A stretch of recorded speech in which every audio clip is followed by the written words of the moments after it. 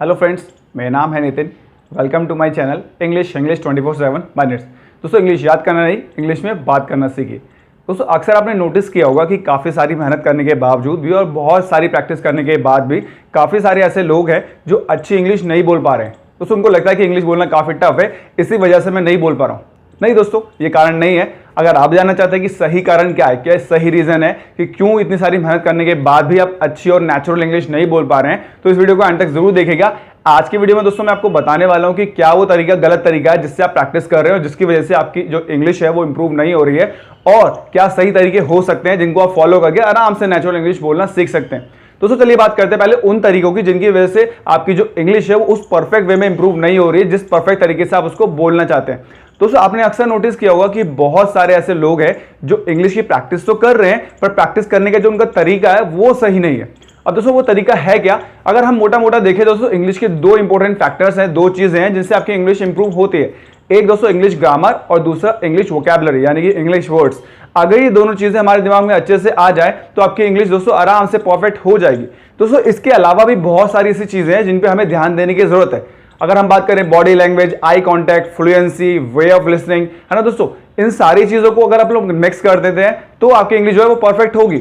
अब होता क्या है दोस्तों, हम प्रैक्टिस तो करते हैं, पर प्रैक्टिस करते वक्त हम सिर्फ एक चीज पे ध्यान दे रहे होते हैं, इंग्लिश ग्रामर और इंग्लिश वर्ड्स। और उन दोनों को सीखने के लिए भी दोस्तों जो हमारा पैटर्न है, तरीका, वो ये रहता है बहुत सारे स्टूडेंट्स का कि वो लोग उसको याद करने की कोशिश करते हैं।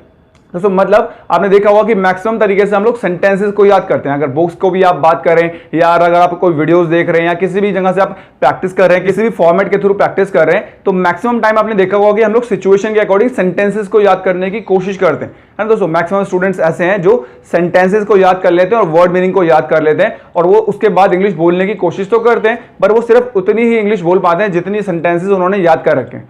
तो एक छोटा सा एग्जाम्पल मैं आपको देता हूं। मान लीजिए मैंने आपसे एक क्वेश्चन पूछा इंग्लिश में, व्हाट आर यू डूइंग, है ना दोस्तों, और मान लीजिए किसी किताब में से या कहीं से आपने इसका आंसर याद करके रखा हुआ है माइंड में कि अगर कोई इंग्लिश में आपसे कहे व्हाट आर यू डूइंग, तो आपको आंसर देना है I am doing some work. ठीक है दोस्तों, बात खत्म हो गई। अब मान लीजिए मैंने आपसे कहा व्हाट आर यू डूइंग और आपने इंग्लिश में बोल दिया I am doing some work. उस समय मान लीजिए आप टीवी देख रहे हैं, अब आपको लगता है दोनों आंसर आपके मैच करेंगे, तो मैं समझ जाऊंगा कि आपने इंग्लिश को याद कर रखा है। क्यों? क्योंकि आप मुंह से तो कुछ और बोल रहे हैं, एक्चुअली आप कुछ और कर रहे हैं। तो दोस्तों, ये होता है गलत तरीका प्रैक्टिस करने का। अगर आप दोस्तों इसी तरीके से प्रैक्टिस करेंगे तो आप इंग्लिश बोलना तो सीख जाएंगे, पर सिर्फ उतनी ही इंग्लिश जितनी आपने याद कर ली। अब दोस्तों, आपको लगता है ये पॉसिबल है? अभी देखिए, मैं हिंदी में आपको कुछ समझा रहा हूं। आपको लगता है अगर मैं हिंदी को याद करता तो इतनी बात मैं आपसे कर पाता? या आप भी दोस्तों सुबह से लेकर शाम तक जब भी किसी से कम्युनिकेट करते हैं, हिंदी में बात करते हैं, तो आप कभी घर से निकलते हुए कुछ याद करते हैं? आंसर है नहीं, क्योंकि नेचुरल वे में हमने हिंदी को सीख लिया। पहले हमने चीजों को समझा और उसको हमने नेचुरल वे में यूज करना शुरू कर दिया।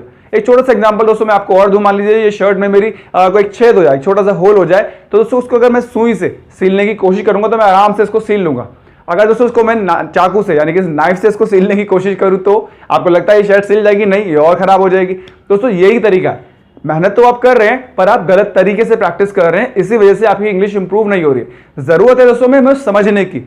इंग्लिश दोस्तों कोई टफ चीज नहीं है, एक जस्ट लैंग्वेज है। उसको आराम से समझिए और धीरे धीरे यूज करना शुरू कीजिए, फिर देखिए आप कैसे उसको परफेक्ट कर सकते हैं।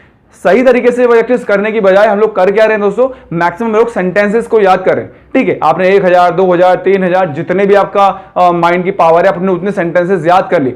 आपको लगता है दोस्तों उतने सेंटेंसेस याद करने के बाद आपकी इंग्लिश परफेक्ट हो जाएगी? फिर से मैं कह रहा हूं दोस्तों, आपको मैंने स्टार्टिंग में बताया कि बहुत सारी चीजें मिलकर फैक्टर बनाती हैं। आपने देखा होगा कि बहुत से लोग कहते हैं हम इंग्लिश को समझ तो लेते हैं, बोल नहीं पाते। इट मीन दोस्तों समझना यानी कि यहां तक का प्रोसेस उनका ठीक है, उन्हें बोलने में दिक्कत हो रही है तो उन्हें कॉन्फिडेंस की जरूरत है। तो दोस्तों हर एक इंसान की अलग अलग प्रॉब्लम होती है और आपको अपनी प्रॉब्लम के अकॉर्डिंग उस पर वर्क करना चाहिए ताकि वो इंप्रूव हो। दोस्तों, ये गलत तरीका है। अगर आप सेंटेंसेस याद कर करके, इंग्लिश के वर्ड मीनिंग याद कर करके इंग्लिश बोलने की कोशिश कर रहे हैं तो आप कभी नेचुरल इंग्लिश नहीं बोल पाएंगे। नेचुरल मींस जैसे अभी हम लोग हिंदी में बात कर रहे हैं, ऐसे आप कभी इंग्लिश में बात नहीं कर पाएंगे। क्यों? क्योंकि वो कॉन्फिडेंस हमेशा वहां से मिसिंग रहेगा। अब आप सोच रहे हो दोस्तों प्रॉब्लम तो समझ में आ गई कि क्या गलत तरीका प्रैक्टिस करने का कि सेंटेंस याद करना, वर्ड मीनिंग याद करने से इंग्लिश परफेक्ट नहीं होगी। अब आप सोच रहे होंगे कि सही तरीका क्या है। तो सही तरीका मैंने ऑलरेडी आपको बहुत सारी वीडियोस में शेयर किया है। आप मेरे चैनल पे जाइए, वहां से स्टार्टिंग से आप वीडियोस देखिए, आपको समझ में आएगा कि अगर आप हिंदी के थ्रू इंग्लिश सीखने की कोशिश कर रहे हैं तो क्या वो सही तरीके हैं जिनसे आप प्रैक्टिस करके अपनी इंग्लिश को आप नेचुरल वे में परफेक्ट कर सकते हैं। तो बस तरीका सही होना चाहिए, यानी कि इंग्लिश ग्रामर को हम लोग को समझना है, प्रैक्टिस करना है और उसके बाद अपने माइंड के अकॉर्डिंग इंग्लिश बोलने की कोशिश करनी है। और दोस्तों मैंने ऐसे बहुत सारी वीडियोस में ये भी शेयर किया है कि कैसे आप इंग्लिश वर्ड्स को नेचुरल वे में याद करके उसी दिन से यूज करना भी शुरू कर सकते हैं। दोस्तों ये सही तरीका है इंग्लिश की प्रैक्टिस करने का, यानी कि चीजों को समझिए, उसकी प्रैक्टिस कीजिए और अपने माइंड के अकॉर्डिंग फिर इंग्लिश बोलना शुरू कीजिए, जैसे आप हिंदी बोलते हैं। फिर देखिए आपकी इंग्लिश जो है वो कितनी तेजी से इंप्रूव होना शुरू हो जाएगी। उसके बाद भी आपको दोस्तों कोई दिक्कत आती है प्रैक्टिस करने में तो आप प्लीज मेरी हेल्प ले सकते हैं। आप मुझे कमेंट बॉक्स में बताइए या मेरे व्हाट्सएप नंबर पर मैसेज करके बताइए। दोस्तों मैं आपके लिए अवेलेबल हूं, मैं आपको बताऊंगा कि क्या सही तरीके हैं प्रैक्टिस करने के और जिस वजह से आपको प्रॉब्लम आ रही है वो भी मैं आपको बताऊंगा। बस दोस्तों प्रैक्टिस करना शुरू कीजिए। तो आई होप सो दोस्तों आज की वीडियो के थ्रू आप मेरा मैसेज समझ गए होंगे कि आज से आप गलत तरीके से प्रैक्टिस नहीं करेंगे, यानी कि इंग्लिश को याद करने की कोशिश नहीं करेंगे, सेंटेंसेस याद करने की कोशिश नहीं करेंगे, बल्कि नेचुरल वे में प्रैक्टिस करना शुरू करेंगे और नेचुरल तरीके से बोलकर अपनी इंग्लिश को इंप्रूव करेंगे। आई होप सो दोस्तों आज की वीडियो आपको अच्छी लगी होगी और आज के बाद आप इंग्लिश को गलत तरीके से प्रैक्टिस बिल्कुल भी नहीं करेंगे। अगर दोस्तों ये वीडियो आपको अच्छी लगी तो उसको लाइक करना मत भूलिएगा, अपने फ्रेंड्स और फैमिली मेंबर के साथ भी शेयर कीजिएगा ताकि वो लोग भी इसका बेनिफिट ले पाएं। अगर दोस्तों आपको मेरे चैनल से कुछ भी बेनिफिट मिल रहा है तो प्लीज मेरे चैनल को सब्सक्राइब करना भी मत भूलिएगा ताकि जिस तरह की यूजफुल वीडियो मैं और लाने वाला हूं आपके लिए उनका नोटिफिकेशन आपको टाइम टू टाइम मिल पाए और कोई भी यूजफुल वीडियो आपसे मिस ना हो। मिलते हैं दोस्तों नेक्स्ट वीडियो में एक नई टॉपिक के साथ में, तब तक के लिए बाय बाय।